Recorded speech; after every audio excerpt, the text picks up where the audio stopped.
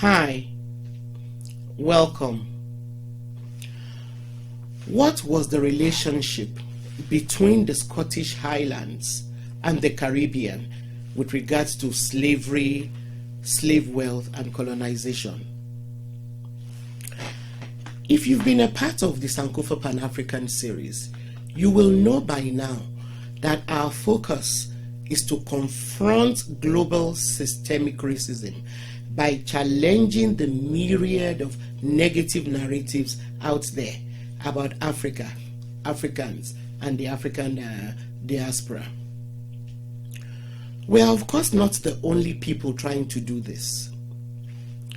Now, in order for us to effectively confront racism, it is important for us not just to educate ourselves, but carry the rest of the world along with us as well. We must find a way, to educate others about us and get them to also know what we're doing and partner with us. That is why the works of our allies are important.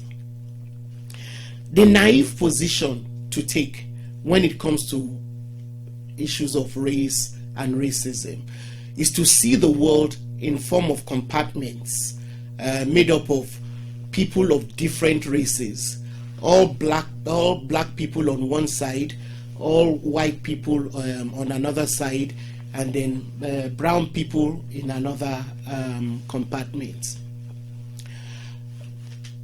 And that is the kind of thinking that got us into the mess the world is in today. And we know that there are people of color who are out there destroying other people of color. In the same vein, there are some non-Africans who have stepped out of their privileged positions and comfort zones to speak out against racism and the oppression of others. My guest today is someone who has dedicated time and energy. He has been working as an ally by investing a lot of time in unearthing the connection between slavery, slave wealth, and the Scottish Highlands, with a view towards seeing that reparations are made. Before meeting him, please click on your subscription and notification buttons. Thank you.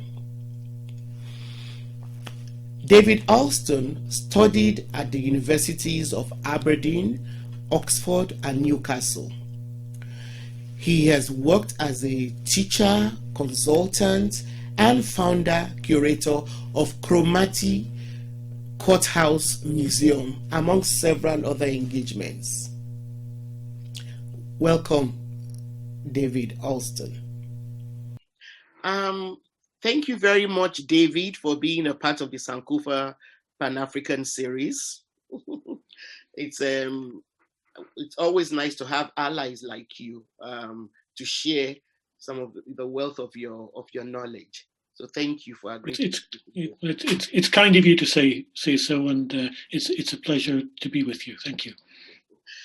So I know you've put a lot of time and energy into studying the connections between slavery, slave wealth, the Scottish Highlands, and the Caribbean. So we're going to talk a bit more about that today. But what got you into this line of work in the first instance? How did you get interested in pursuing this line? It was almost completely an accident. I live in the north of Scotland. I live in a small community called Cromarty, and I was interested in the history of my own town. And this is about 25 years ago. And I began to notice some connections with Guyana, with Demerara and Berbice, which was part of Guyana. And the more that I looked, the more that I found. And to be quite honest, I'd heard of Demerara. I couldn't have told you where it was. And I'd never heard of Berbice. So I began from almost complete ignorance. And what I discovered was, as the years went by, the enormous extent of the involvement of people from this part of the north of Scotland in the slave plantations of Guyana. And from there, this was at a time when really Scotland as a whole was paying no attention at all to its involvement with the African slave trade and with the plantations of the Caribbean and South America. And the more I found, and I expanded my interest to look at other of the former British colonies in the Caribbean. And I think the overall picture you get is that, and this is now well established, that in proportion to the population of Scotland, when you compare it with the population of the United Kingdom as a whole, Scotland was disproportionately highly involved with the slave plantations and received more in compensation for slaveholders at the end of slavery than did England, for example.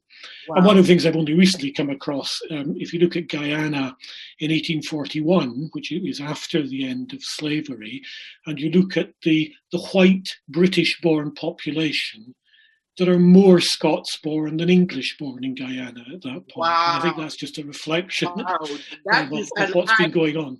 That's an eye-opener for me, because like you said, we've all heard of Demerara sugar. But I don't think many of us actually stopped to think that it actually refers to a place, where this world-renowned sugar, was grown. And honestly, when we're talking about slave trade and all of that, automatically your mind goes to England, because England was the dominant country of the trade that make up the UK. Hardly do you think about Scotland or Irish or Welsh, connection with the slave trade. So what was the relationship between the Scottish Highlands and the Caribbean? Well, Scotland united with England in 1707, and up until that point, the colonies were English colonies. They called them the English Sugar Islands, Barbados and Jamaica. But after 1707, the door is open for Scots, as part of this new entity called Great Britain, to become involved in these colonies. There are a few Scots there before, but basically that's when the door opens. And what plantation owners need is people on the ground. Lots of plantation owners become absentee. They make their money and they manage from a distance. And there were advantages to that, because they could then keep their influence in Parliament. They could lobby against abolition of the African slave trade. But they needed reliable people on the ground. And I think there's a bundle of reasons why Scots get involved. The main one is to make money. We can't get away from, that's what this is about. So people are seizing these opportunities. Scotland was always proud of its education system. So I think there's an element that there was a considerable number of people who were reasonably well educated, and running a plantation, you needed bookkeepers and managers. It wasn't something that you could just hand over to somebody who didn't have the necessary skills. And running plantations, particularly the big sugar plantations, it's bigger than running factories. They're huge enterprises. So it needs these accounting skills, these managerial skills, and so Scots filled that gap. But the other thing, and I think it's perhaps in some ways the most disturbing point, is that slavery relied on brutality. You needed people who were prepared to terrorize other people. And perhaps people on the margins, people who've been in military service, that Scots tradition of military service that went back for centuries. War brutalizes people. So, at least some of the people who ended up in the plantations are people who had experience that made them prepared to inflict that brutality on others. So it's not a comfortable picture, but I think that's roughly an explanation of why Scots become so involved. And we know about England because, you know, the financial centres are there, and all of the slave trade and the slave plantations rely on financial systems. So a lot of it does centre in London. But Scots are very much involved. From my take is that, so they probably started out being hired at first by the English, who were the maybe initial owners of the colony plantations, but then they now grew to become, you know, more influential owners of plantations. Yes, and that's certainly true.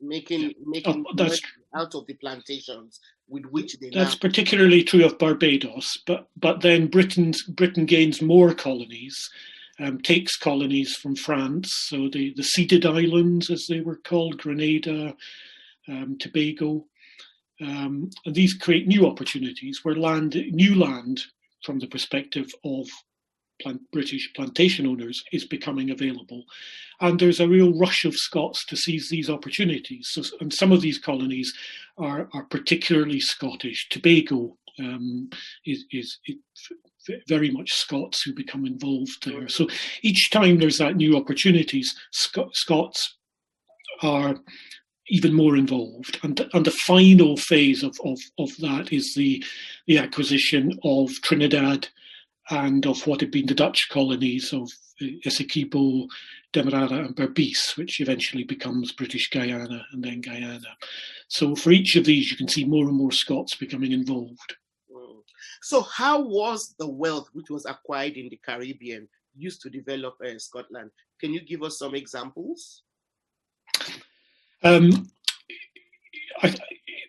It happens in a number of ways. I mean, it used to develop Scottish industry. So the industrial revolution in Scotland is based on cotton, and obviously the cotton itself is coming from the slave plantations of the Caribbean. And in that period, in the 1700s, that it is Scotland's very reliant on the Caribbean, particularly after the American Revolution. So cotton is important. There's also an important export market because the Scottish linen industry, one of the things it was making was what they called slave cloth, which was clothing for enslaved people. So a lot of enslaved people would have been dressed in a rough linen cloth that was manufactured in Scotland. There's also the export of salt herring because you need to provide people with a minimal amount of protein, and the sources of that protein, the cheapest sources were Scottish salt herring and salt cod from Canada, from Nova Scotia. Yeah. So you have these trades, but when the money comes back, it's, you know, a lot of it's been reinvested. The people who make money come back. They could make quite extraordinary amounts of money, and that's then reinvested in land ownership, in the display of wealth, in art, in culture of various kinds. So you can look at major art collections that are funded on profits that have been made in slavery. You can look at lots of large houses that are built with the money that's been made. Wow! And those houses are still there. Oh yes, very much. Yes, yeah. I mean, it's quite from where I am just now. I can look out over a piece of water to a hill with a monument on the top of it. Now the monument is Indian inspired, but it's built in imitation of the gates of an Indian city, because the owner of the land there had made his money with the East India Company and with the armies in India. The hill is called Firish. There's a plantation Firish in Berbice in Guyana. It's close to a village called Eventon, where every street when that village was built was named after a plantation in Grenada or Tobago. So it's a real imperial landscape in a rural part of the Highlands, and I think it reflects not just the involvement with the African slave trade, with the slave plantations of the Caribbean and South America, but with India as well. And so, apart from those structures, you know, that remind us, you know, of this sad era, and that the gains, of this era continues. I mean, there are families which still benefit from the gains of slave trade, slave wealth, and all of that. I've also heard you talk about the connection between the slave trade and the current financial system, like banking, the way the financial systems in the world currently work. Yeah. This is more complicated, but I think it's very important. Both the slave trade itself, both the African slave trade and the running of plantations required sophisticated systems of credit, because people were both transporting people across the world and transporting goods across the world in the triangular trade. You could only do that if you could rely on credit. So these credit systems, these financial systems, were developed first of all to service the African slave trade and the slave plantations, and that gave Britain in particular a great advantage. These systems were made possible by the power of the British Navy, which was protecting these trade routes, trade both in people and in goods. So one of the big impacts or the legacies of slavery was the way in which Britain had developed its financial systems, which were then able to provide the financial support and the credit systems which enabled other forms of industrial development within Britain, and after the end of slavery within other colonies, linking them back to the home country. So London in particular obviously grows as an important financial centre. And the historian Eric Williams is still important because of the way in which he first of all demonstrated in the 1940s just that the way in which slavery had pervaded British systems, including the financial systems, and how you couldn't just think of the benefits which had accrued in terms of the profits from the plantations, the profits from the slave trade. It was a whole system which developed on the back of enslaved people. So the old banking system were also set up are gains of the slave trade. Yes, I think that's true. Yes, yes. Yes, and yes. And then, of course, when at the end of British colonial slavery, we have the vast amount of compensation paid to slaveholders. So there's a major transfer of public funds to private hands. I know. 20 million. I recently interviewed Dr. Afua Cooper, who actually traced. She's a professor at Dalhousie University here in Canada, who was able to trace, those kinds of monies that were got by individuals who, as compensation for giving up their slaves, and the way in which that money ended up not just only building most of Nova Scotia, large cities like Halifax and so on, but also universities. One of the major universities in Canada is the Dalhousie University, and the money from with which that university was set up has been directly traced back to the slave trade. And as a result of her study, the study she did with a group of others, the university has now started trying to make some reparations, like providing scholarships for Black students and setting up Black studies and all of that. So are there those kinds of relationships that you can also trace between? Yes, so you'd find these across the UK. There is an extent, obviously, to which you can relate this to individuals and to families. But I think what's perhaps more important is the way in which it funds the whole development of infrastructure, the educational infrastructure, railways, the shipping. So it's difficult. So in many ways, if we're looking at reparations, they're very much communal responsibilities. I mean, it's nations as a whole which have benefited, not just sections of society. And I think one of the other things that the recent research has shown is the way in which slave ownership had permeated society. I think it used to be thought that the compensation was about a few individuals who owned very large numbers of enslaved people, but actually very ordinary people owned slaves. And going back to the financial systems, I mean, other people were developing financial systems. The Netherlands was particularly innovative in its financial systems. And it had created sort of consolidated financial systems where groups of people could buy plantations, almost just like the way people now would have money invested in their pensions. Yeah. People in the Netherlands in the 1800s would have money invested in financial instruments which were linked to plantation ownership.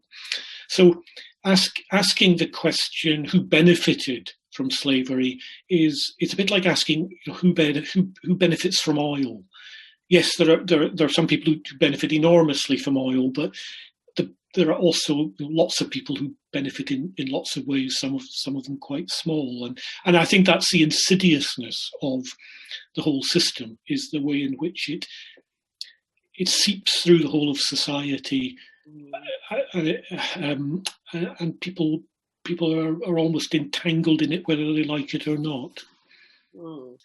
So, which brings me to the question, so why should we insist on pursuing, this kind of history? Well, I think,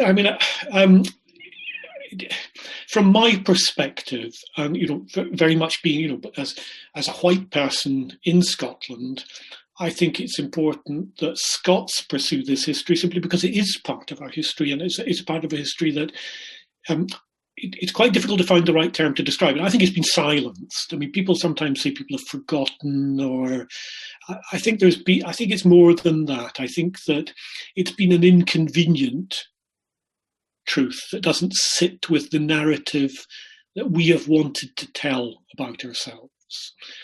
And until we get that right, we won't have a proper view of our own history, a grown-up view of our own history. So it's important for us to get it right. I think it's also really important that we see the way in which our history is entangled with the histories of so many other places in a very intimate way. I mean, that is both with the countries of Africa and the countries of the Caribbean and South America.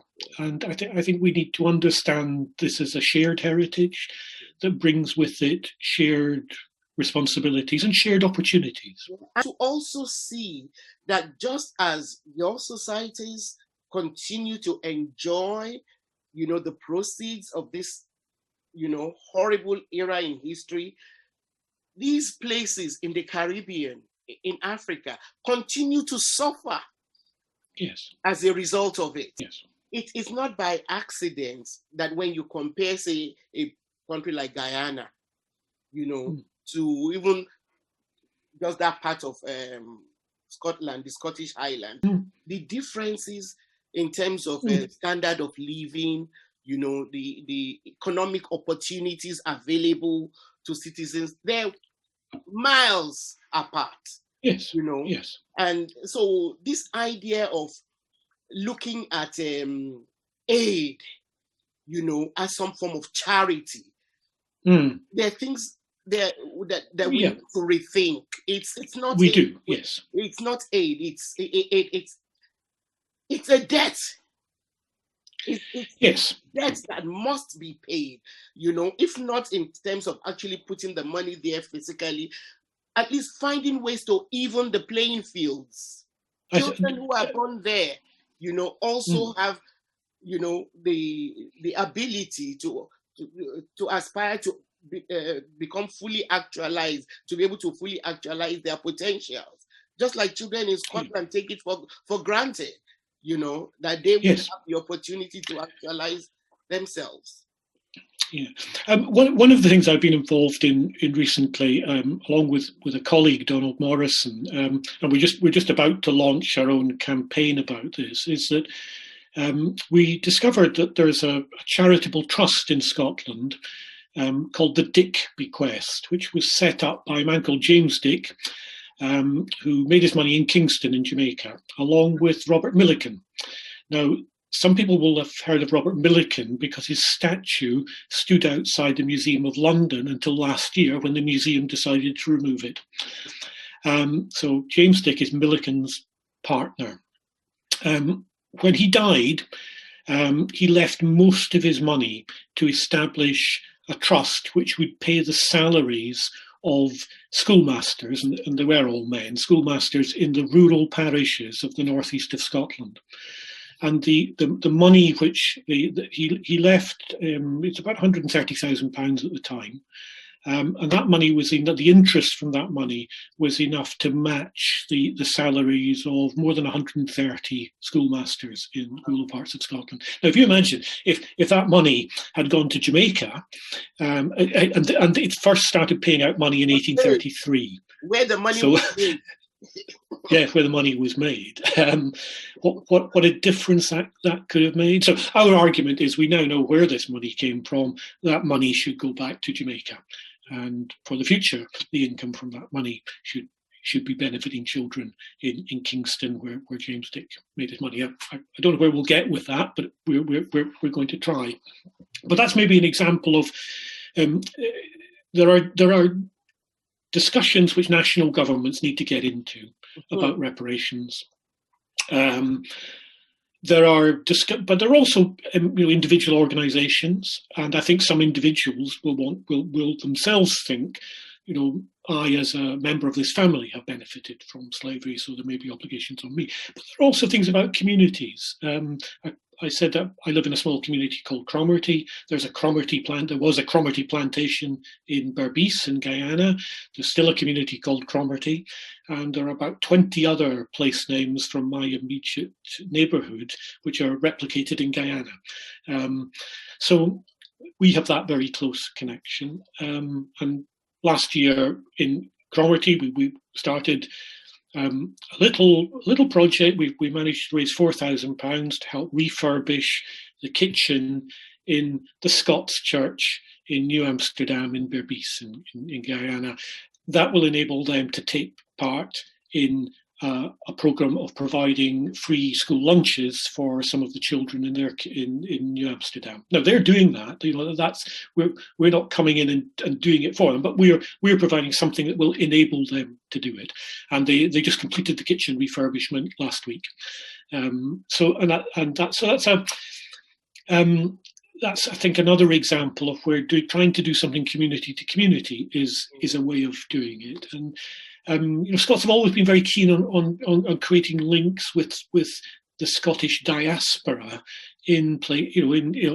of white Scots descendants in Australia or New Zealand or Canada. But there's something else that can be done with that other diaspora, which is linked to the slave ownership, to the slave plantations, and where so many people, if they're not descended from Scots, they still carry Scots names. I know. Bear Scots names. All over Nigeria. Yes. You have, names starting with Mark all over, the African diaspora. So what you're saying is that reparations, yes, should be going on at national levels, but there are things that individuals, and communities, who have benefited from slavery, slave wealth, colonization, can do if they are actually well-meaning, and yes. I recently came across the phrase "just generosity." And maybe it's quite difficult to find the right language for this, because I think in terms of at national level, I think reparations is the right terms. For communities, it's maybe individuals in these communities don't have an individual responsibility for what happened in the past, but together we have a communal responsibility. So I think it's also about not making it into aid. It's not about charity in that sense. It is about trying to forge a new relationship. It is sickening how dependent African countries, Caribbean countries, a lot of the African diaspora are dependent on aid, even for the most basic things, when this should never have been the case. The wealth from these areas have been used, to develop so many other parts of the world. And even if we put aside the idea of aid, there is even the issue of the fact that even today, there's problem of trading. The global trade is so warped, that the economic colonization continues to be perpetrated. Because there's also that, that, okay, you have refused to pay back what you took from us and all of that. But at least let's have a fighting chance at commercializing the resources that are left. That's also a problem which well-meaning individuals, on all sides should get involved with. Yes. What other forms do you think reparations can take? There's a very good example that I've seen of the National Archives of the Netherlands, who have worked with the National Archives of Guyana. Formerly, the Netherlands was a Dutch colony until 1815, although we actually lost control of it in 1796. The National Archives of the Netherlands have worked with the National Archives of Guyana to conserve, digitize, and make freely available everything in the National Archives of Guyana up to 1815. So that resource is now freely available to anybody, wherever they are, if they've got access to internet, to understand that history. And I think one of the things that we should be doing is placing an obligation on our national institutions for that shared heritage.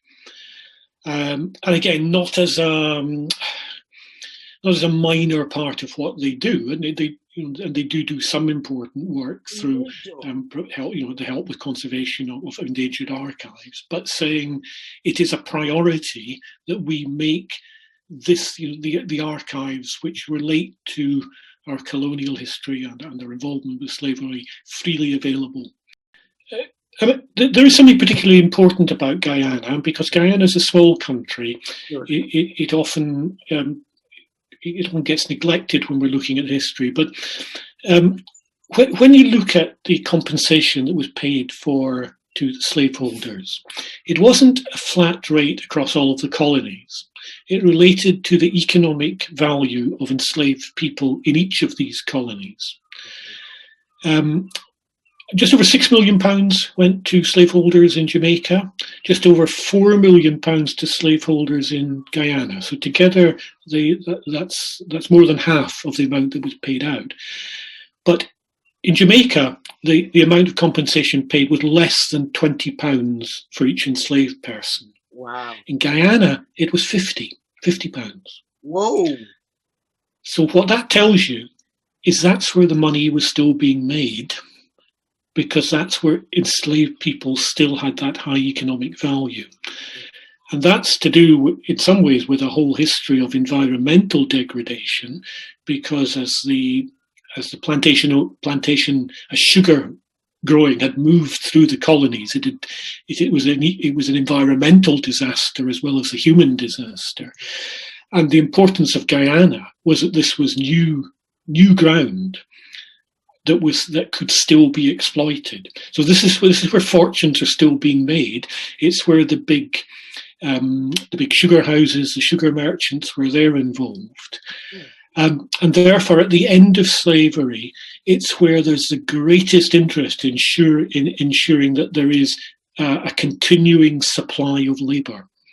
The other colony that's like that is Trinidad. So that's where there is the greatest interest in bringing indentured labourers from India to replace.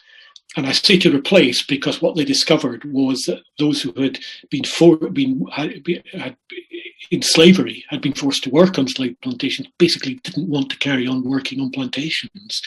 They wanted to work on the land, they wanted small holdings, and they were happy to do some plantation work, but they weren't prepared to be, in general, full-time workers on sugar plantations. And so there's the experiment in 1838 in bringing indentured labourers to Guyana, and these are the first indentured Indian labourers brought to the Caribbean.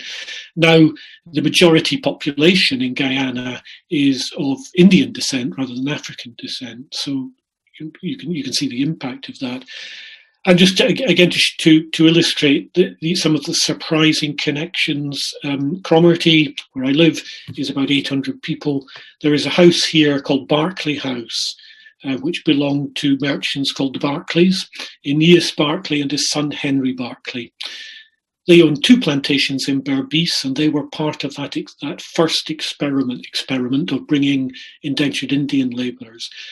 And that partnership. They were in partnership with people called Davidson. So Davidson's and Barclay, as a partnership, were the partnership which received the largest amount of compensation. Wow. In 1834. So and their influence. Compensation was to bring people from India.